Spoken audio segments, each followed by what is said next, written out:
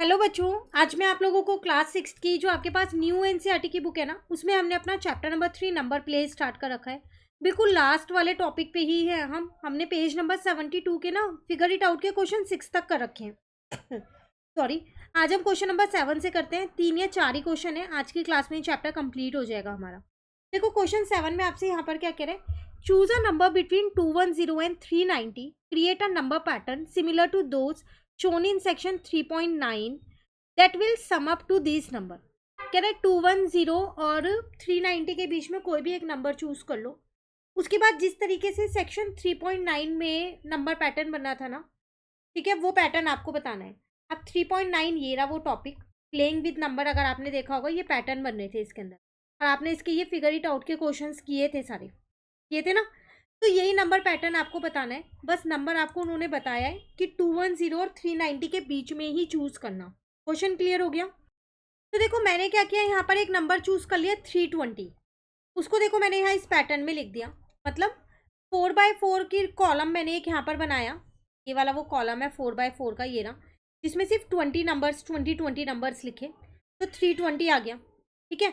और एक मैंने यहाँ पर, तो अगर आप इन केस ऑफ 20 में देखें तो यहाँ पर आ जाएगा 320 वाला, और इन केस ऑफ 10 में देखें तो ये वो सारे नंबर्स मैंने यहाँ 10 में रिप्रेजेंट कर दिए।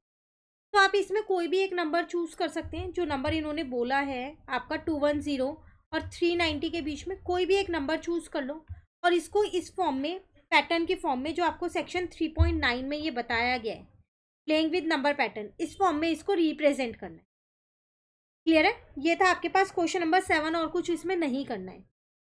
चलिए क्वेश्चन नंबर 8 में क्या कह रहे हैं यहाँ पर आपसे, क्या कह रहे हैं, recall the sequence of power 2 from chapter 1 table 1, why is Collatz's conjecture correct for all the starting number in this sequence.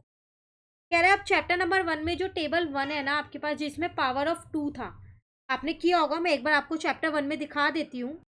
तो यहाँ पर है, ये रहा आपके पास पावर ऑफ 2 टेबल 1 में, ये रहा 1 2 4 8 16 32 64। ये हमने जब चैप्टर 1 किया था तब भी इसको हमने समझा है। तो इसी पे बेस्ड क्वेश्चन है। कह रहे हैं कि क्यों कोलार्ड्स कंजेक्चर जो है वो करेक्ट है for all starting number in this sequence. अब ये है क्या, ये हम ऑलरेडी इस टॉपिक को इस चैप्टर में करके आए हैं। इसने क्या बोला था कि किसी भी इवन नंबर को, इवन नंबर होता है आपके पास, तो आपको उसमें क्या करना होता है, 2 से सिंपली सिर्फ और सिर्फ डिवाइड करना है ना। लेकिन अगर आपके पास ऑड नंबर आता है तो आपको क्या करना होता है, उसे 3 से मल्टीप्लाई करना होता है, और उसके बाद हमें क्या करना होता है, यहाँ पर 3 से मल्टीप्लाई और उसमें 1 को ऐड करना होता है। अब कह रहे हैं पावर ऑफ 2 में ये क्या फॉलो होगा, तो पावर ऑफ 2 अगर हम देखें तो नंबर्स होते कौन कौन से हैं, 1 2 4 6 8, ऐसे ही चलते रहेंगे। 8 के बाद 16 आ जाएगा, फिर 32 आ जाएगा, उसके बाद 64 आ जाएगा, फिर 128 आ जाएगा, यही चलते रहेंगे। अब अगर हम इसमें इसका रूल लगाएं तो इन सबको आप किसी को भी 2 से डिवाइड कर लो। किसी भी एक इवन नंबर को जब भी हम 2 से डिवाइड करते हैं तो एक इवन नंबर ही आता है, लेकिन एक टाइम के बाद उसका आंसर भी 1 हो जाता है। फॉर एग्जाम्पल अगर मैं 32 लेती हूँ, इसको 2 से डिवाइड करती हूँ तो 16 आएगा, जो इवन नंबर ही है। फिर दोबारा 2 से डिवाइड कर पाऊंगी, 8 आएगा, जो कि इवन नंबर है। फिर दोबारा 2 से डिवाइड करूंगी, 4 आएगा, वो भी एक इवन नंबर है। फिर 2 से डिवाइड करूंगी, 2 आएगा, इवन नंबर। अब 2 को 2 से करूंगी तो 1 आ जाएगा। तो कोलार्ड्स कंजक्शन ने यही तो बोला था कि अगर इवन नंबर हो तो उसे 2 से डिवाइड करो, और अगर ऑड नंबर है तो उसे 3 से मल्टीप्लाई करके 1 ऐड कर दो। यही कहा था उसने। पर ये कब तक करना था उसका, जब तक 1 नहीं आ जाए। तो ये दोनों एक तरीके से सेम ही तो हो गए। पावर ऑफ 2 भी वही है, आप इवन नंबर को डिवाइड करोगे 2 से तब भी लास्ट में 1 ही आएगा, और इसका भी 1 ही आएगा, है ना। तो वही चीज़ है, बस आपको एक छोटी सी स्टेटमेंट लिखनी है। तो पहले मैंने यहाँ पर पावर ऑफ 2 सीक्वेंस यहाँ पर लिख दी, क्या थी, power of 2 contain all even number, सारे इवन नंबर है एक्सेप्ट 1 को छोड़ के। तो जब आप एक इवन नंबर को 2 से डिवाइड करोगे तो आपको एक इवन नंबर ही मिलेगा, लेकिन अगर आप उसे बार बार 2 से डिवाइड करते रहोगे तो लास्ट में आपको क्या मिल जाएगा, 1 मिल जाएगा। इसलिए यहाँ पर कोलार्ड्स कंजक्शन जो है वो करेक्ट है कि जो भी स्टार्टिंग नंबर है इस for all starting number in this sequence, इसके लिए वो बिल्कुल उसने सही बोला है कि इनको डिवाइड करोगे तो लास्ट में आंसर 1 आएगा ही आएगा। क्लियर? एक छोटा सा एग्जाम्पल मैंने यहाँ 16 का दे दिया, अभी मैंने आपको 32 का समझाया था। पर लिखने के लिए मैंने एक 16 का एग्जाम्पल दे दिया। आप चाहो तो 32 का भी लिख सकते हो यहाँ पर, या किसी और इवन नंबर का भी लिख सकते हो। डिवाइड कर करके दिखाना, लास्ट में 1 ही आ जाएगा। क्लियर हो गया? चलिए क्वेश्चन 9 में क्या कह रहे हैं, check if the Collatz's conjunction hold for the starting number 100। क्या ये 100 में फॉलो होता है? देखो 100 एक इवन नंबर है। अब अगर आप इसे डिवाइड करते रहोगे तो क्या 1 आएगा? तो आपको चेक करना पड़ेगा। तो चलो यहाँ पर हमने चेक किया है, वो देखते हैं। मैंने पहले 2 से डिवाइड किया, 50 आया, इवन नंबर है। फिर 2 से डिवाइड कर दिया, 25 आ गया। लेकिन ये ऑड नंबर है, तो अब इसे 3 से मल्टीप्लाई और 1 ऐड कर देंगे तो 76 आ जाएगा। बस इसका छोटा सा रूल याद रखना, इवन नंबर है तो 2 से डिवाइड कर दो, ऑड नंबर है तो 3 से मल्टीप्लाई और 1 प्लस कर दो। फिर इवन आ गया 76, फिर 2 से डिवाइड कर दिया। 38 इवन है, 2 से डिवाइड कर दिया। 19 ऑड नंबर है, 3 से मल्टीप्लाई 1 प्लस कर दिया, 58 आ गया। जब तक 1 नहीं आएगा करते रहेंगे। फिर 2 से डिवाइड किया, फिर ऑड नंबर आया, 3 से मल्टीप्लाई और 1 से प्लस कर दिया। फिर 88 को 2 से डिवाइड किया, इवन नंबर आया। 44 को भी 2 से डिवाइड किया, अगेन इवन आया। फिर 2 से डिवाइड किया, 11 आया, अब ऑड आ गया। 3 से मल्टीप्लाई 1 को प्लस कर दिया, 34 आ गया। अगेन इवन है, 2 से डिवाइड किया, ऑड आ गया। फिर मल्टीप्लाई और प्लस 1 किया, इवन आ गया। फिर डिवाइड किया, इवन आया 2 से। फिर डिवाइड किया, ऑड आया।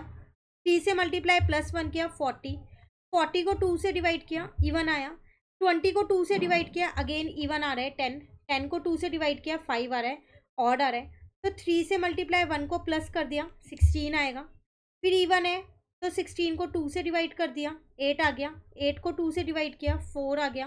4 को 2 से डिवाइड किया, 2 2 को 2 से डिवाइड किया, 1 आ गया ना 1। तो इसका मतलब ये इसमें होल्ड करता है। जब तक 1 नहीं आया आप डिवाइड कर करके देखो, करेगा ही। अगर 1 के अलावा कोई और नंबर आ जाता और उसके बाद डिवाइड पॉसिबल नहीं था तो आप लिख देते कि कोलार्ड्स कंजक्शन इसमें होल्ड नहीं करता। क्लियर? चलिए एक लास्ट क्वेश्चन है क्या, क्वेश्चन नंबर 10 कह रहा है starting with 0 players alternate adding numbers between 1 and 3. The first person to reach 22 win. What is the winning strategy now? अगर आपको याद हो तो हमने ये गेम वाला टॉपिक समझा था यहाँ पर, जिसमें था कि फर्स्ट प्लेयर टू रीच 21 वो विन कर जाएगा। ठीक है, इसमें आपको कुछ भी नहीं करना था। 2 प्लेयर्स थे आपके पास, 1 2 3 ऐसे नंबर्स बोलने थे, उसके बाद वो प्रीवियस वाले नंबर को ऐड करके करना था। जब आप 21 पे पहुँच जाओगे तो क्या होगा, आप विन कर जाओगे। यही था। तो यहाँ पर भी वो यही चीज़ कह रहा है, आपकी 0 से स्टार्ट करना है, ऑल्टरनेट में आपको ऐड करने हैं नंबर 1 और 3। अब जो भी जना 22 पे पहुँचेगा ना वही जीतेगा। तो क्या स्ट्रेटेजी ऐसी बनाए कि हम 22 पे पहुँच जाएं और हम जीत जाएं? तो कुछ भी नहीं करना आपको। सबसे पहले आपको start by adding 3 on your first turn to reach 3। सबसे पहले 3 ऐड कर दो, क्योंकि 0 से स्टार्ट करना था फर्स्ट टर्न आपके, तो 3 उसमें ऐड कर दो ताकि आप 3 पे पहुँच। अब आपको ऐसा करना है, इस तरीके से गेम को प्ले करना है कि जो सामने वाला बंदा है ना उस पर आप ऐसा नंबर छोड़ो जो मल्टीपल ऑफ 4 हो। मतलब then always move in such a way that you leave the opponent on a multiple of 4। जैसे 4 4 2 जा 8, 4 3 जा 12, उस पर ऐसा ही नंबर छोड़ो कि वो मल्टीपल ऑफ 4 हो। इसी स्ट्रैटेजी को फॉलो करते रहोगे ना तो एट लास्ट आप ही विन करोगे, 22 आपका ही पहले आएगा। एक बार इस गेम को प्ले करके देखना आप। और भी कोई कई सारी स्ट्रेटेजी है इस गेम को ऐसा करने की कि 22 आ जाए। एक स्ट्रेटेजी मैंने लिख दी, आपको कोई और लगती है तो वो आप मुझे कमेंट करके एक बार बताइएगा ज़रूर। ठीक है, पर अगर आप इस स्ट्रेटेजी से गेम को खेलोगे ना तो भी आप जीत जाओगे। आपका 22 पहले आप ही का आएगा, सामने वाले टीम का नहीं आएगा। बस ये ध्यान रखना, ओपोनेंट पे हमेशा मल्टीपल ऑफ 4 ही छोड़ना। क्लियर? तो आज हमारा ये चैप्टर कंप्लीट होता है यहाँ पर। अब मिलते हैं नेक्स्ट क्लास में आगे के चैप्टर्स के साथ। Thank you.